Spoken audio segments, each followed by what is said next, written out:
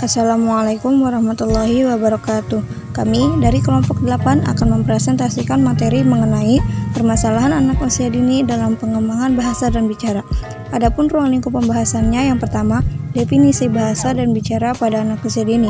Yang kedua, faktor yang mempengaruhi keterlambatan bicara. Yang ketiga, hambatan perkembangan bahasa anak. Yang keempat, tahap umum perkembangan bahasa atau berbicara.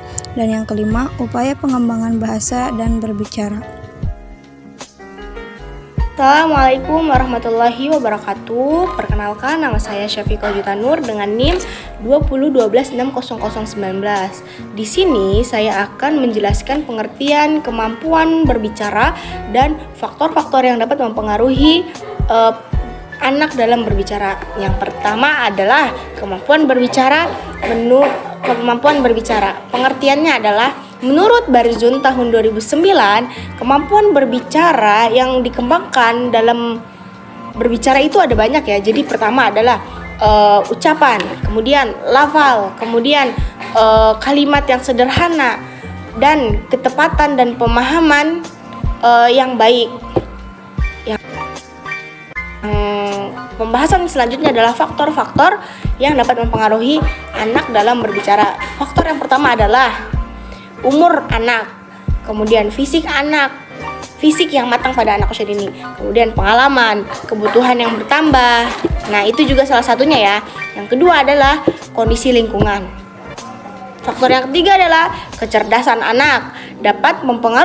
Kecerdasan itu dapat mempengaruhi ketepatan, meniru, pembendaharaan kata-kata atau kosakata, kemudian kemampuan menyusun kalimat. Nah, yang keempat adalah status sosial emosional pada keluarga. Nah, pendidikan keluarga itu sangat berpengaruh terhadap perkembangan bahasa si anak. Karena segala ucapan yang dilontarkan oleh orang tuanya atau seseorang itu akan ditiru oleh anak usia dini. Mau itu baik, mau itu tidak baik, mereka kan tidak tahu baik atau tidaknya. Maka dari itu berhati-hatilah dalam berbicara. Nah, faktor yang kelima adalah kondisi fisik. Kondisi fisik itu banyak sekali ya contohnya ya. Ada seperti bisu, ada tuli, ada gagap. Kemudian ada organ suara yang tidak sempurna yang dapat mengganggu perkembangan bahasa si anak. Nah, seperti kayak tunawicara ya. Seperti speech delay juga, Jadi kalau ngomong mereka jadi mulutnya itu jadi kurang gitu tuh. Nah, itu adalah faktor-faktor yang dapat mempengaruhi cepat lambatnya proses anak dalam berbicara. Terima kasih. Wassalamualaikum warahmatullahi wabarakatuh. Perkenalkan, nama saya Marwan Muafiqah dengan NIM 2012612. Saya di sini akan memaparkan tentang hambatan perkembangan bahasa anak. Jadi, di dalam hambatan perkembangan bahasa anak ini adalah salah satu penyebab tidak diragukan lagi, paling umum dan paling serius adalah ketidakmampuan mendorong dan memotivasi anak dalam berbicara. Bahkan pada saat anak berceletuh, itu perkembangan berbicara merupakan suatu proses yang sangat sulit dan rumit. Terdapat beberapa kendala yang seringkali dialami oleh anak, antara lain yang pertama, pola asuh orang tua, kedua, gangguan pendengaran, ketiga, hambatan pada otak saraf, dan yang keempat, tidak pandai dalam bersosialisasi. Baik, pembahasan selanjutnya ada tentang tahap-tahap umum perkembangan kemampuan bahasa seseorang anak, yaitu 1. Reflexive vocalization.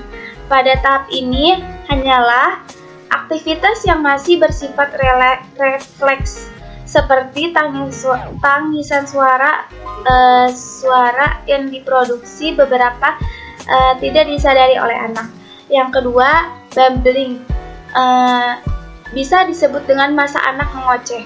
Pada usia ini bayi sering mengulang-ulang bunyi yang dibuatnya.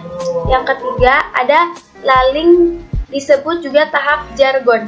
Ocehan yang diucapkan bayi udah dalam bentuk kombinasi konsonan.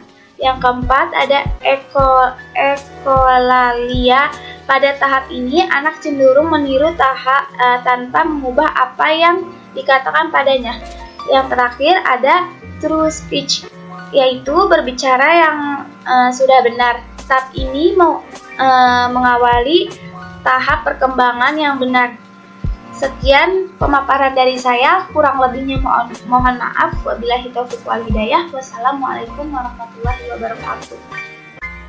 Nama saya Kotrun Nada dari kelompok 8 dengan NIM 2012-6005. Saya akan menjelaskan upaya pengembangan bahasa dan juga implikasinya. Yang pertama yakni storytelling, kita kenal dengan metode bercerita, yakni sangat membantu anak-anak untuk meningkatkan bahasanya dengan cara menyampaikan sesuatu apa yang diingin diucapkannya. Kemudian yang kedua, menggunakan gerakan tubuh untuk menunjukkan sebuah benda atau objek sambil memperkenalkan nama-nama benda tersebut. Kemudian yang ketiga, memberikan perhatian penuh saat berbicara kepada anak. Dan yang keempat, menjelaskan semua kata dengan baik, yakni membiasakan melatih anak untuk berbahasa dengan yang baik, yakni dengan cara banyak berbicara kepada anak.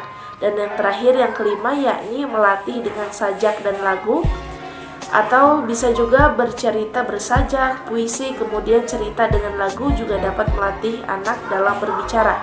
Sekian, terima kasih. Wassalamualaikum warahmatullahi wabarakatuh.